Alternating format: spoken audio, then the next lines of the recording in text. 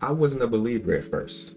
When Naomi, when she cashed in on the Raw Women's Championship, I'm not gonna lie, I was a little upset. I was a little confused because there was no build-up leading into Naomi cashing in for the Raw Women's Championship. All this was supposed to be led up into Jade versus Tiffany Stratton facing off at SummerSlam. And then, of course, Naomi cashing in on Jade after she beats Tiffany and becomes the WWE Women's Champion. But she cashed in on Io Sky and Rhea Ripley. And I'm not gonna lie, like I said again, I was upset. I didn't like that. I mean, I'm not upset that Naomi won the World Championship. I was more upset that maybe it was the wrong championship. After seeing how she interacted with Rhea Ripley and how she interacted with Io Sky. I don't know what you just said. All the way in the back.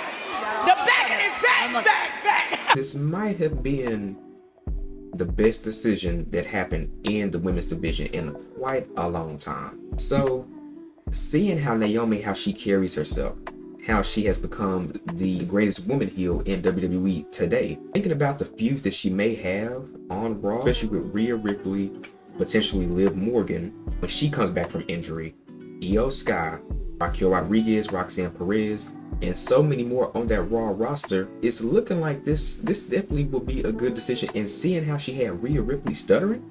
Face. You get out of our face. First of all, you step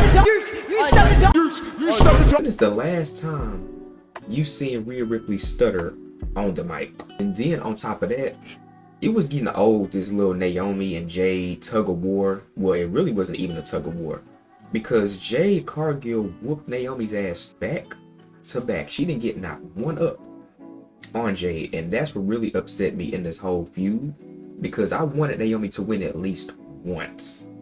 So that's all we want, just one win. Even in a no-hold-barred match where weapons were Naomi, that's basically Naomi's whole thing. She had that briefcase, she had weapons, she had razor blades, everything. And then of course the razor blades wasn't even utilized in any of the matches, and she's advertising the razor blades, and I was upset about that. Of course it ain't gonna be nothing like real, no cuts or anything, but at least let her utilize the thing that she advertises. But she didn't get not one dub on Jade Cargill. Jade Cargill, every time Naomi got the one up on Jade Cargill is if she sneaks up on Jade. It's never no one-on-one, hey, I'm gonna whoop your tail. This is YouTube. I'm gonna whoop your tail and I'm beat you one-on-one. All this is advertised because you already know who's gonna win. Jade Cargill understands she's strong, but dang, at least let her get a sneaky victory or something. You know, she's a heel. Let her get the one up in that way.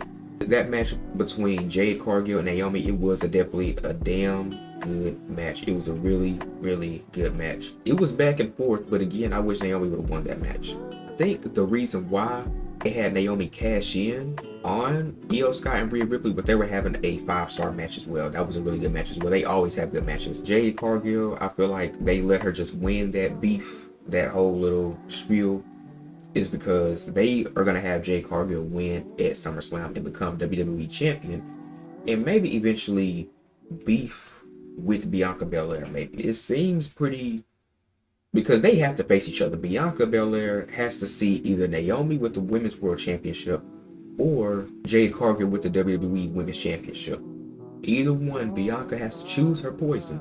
Which memory lane does she want to go down? Does she want to go down the path of Jade, or does she want to go down the path of Naomi? Like if she goes down the path of Naomi, I feel like it'll draw more attention, like storyline wise. If she goes down the path with Jade, it'll be a dream match because they're both powerhouses. They both are really good. They're both very, very strong individuals. But on the mic, I don't think Jade can keep up with Bianca.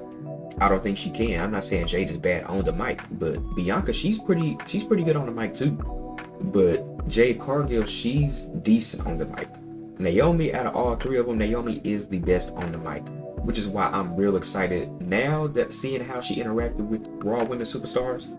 This was probably the best decision that was made in the women's division in a while. Of course, Naomi will be facing Rhea Ripley and Io Sky at SummerSlam. That was probably the best women's cash in ever. You know, Naomi, I feel like she's gonna do really good as world champion. I never questioned Naomi being a world champion. Everybody wants Naomi to be a world champion. I just at the time thought it was crap. I just at the time thought that maybe it's the wrong championship. Definitely isn't the wrong championship. The people who held that women's world championship, S-tier superstars. S-tier superstars. But Naomi, we're just gonna see what Naomi's gonna do with this championship run. Hopefully she doesn't lose it anytime soon. Hopefully she holds it for at least a year. Her career is coming to an end slowly but surely. She even said that it's coming to an end. She wants to start a family and everything like that. So this is probably her last title run before she will hang up the boots.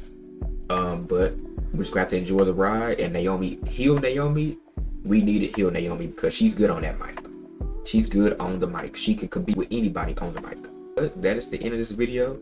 Be sure to like, share, subscribe if you're new, and be sure to follow your boy on Twitch. I am live at least 3 to 4 times a week on Twitch, so be sure to pull up on your boy there. But this is your boy Icy Dreams signing out.